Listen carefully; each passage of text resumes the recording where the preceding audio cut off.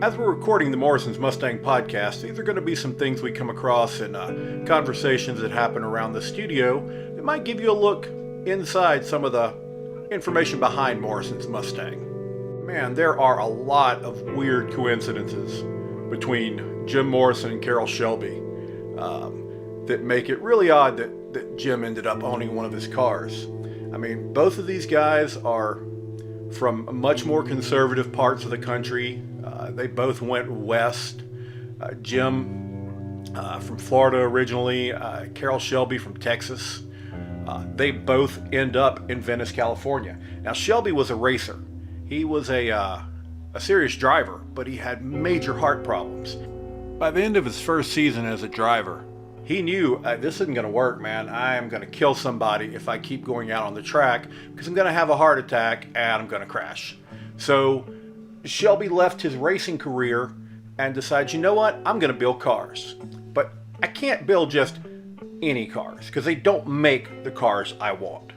So what he decides to do is take this little bitty English sports car chassis, which was the AC, English sports car chassis, just a tiny little car, and shoehorn a small block Ford V8 in it.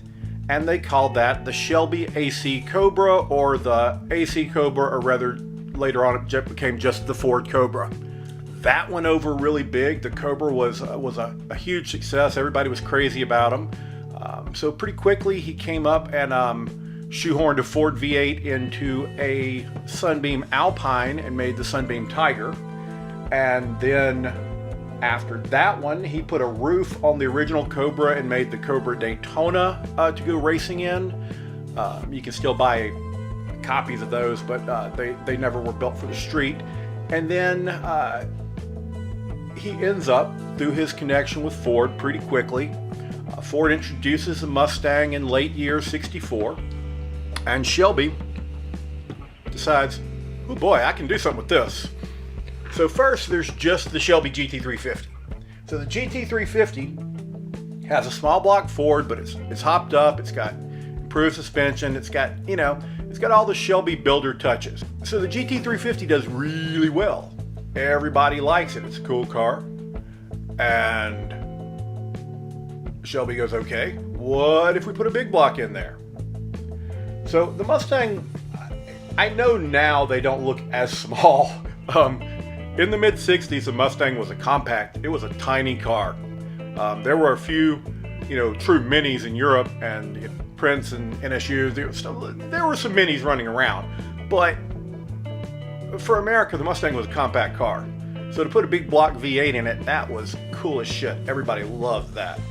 So for 67, Shelby introduces the GT500. That's going to have the 428 Cobra jet, dual 4 barrels. I mean, this is a big motor in a little car. And of course, this has to be the one that Jim picks. First year for the big block, Jim gets delivery of one of the new big blocks.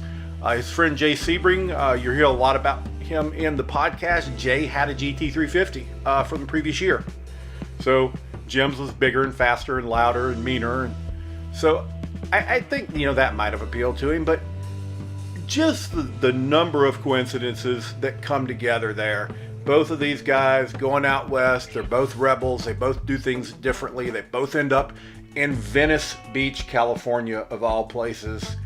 And the first year, Shelby introduces his Mustang, the GT500, the pinnacle of his thing. Jim buys one. And then next year, Ford Corporate takes over, Shelby's out.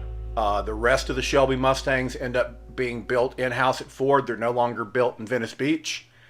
And much like when we lost Jim, it's the end of another era.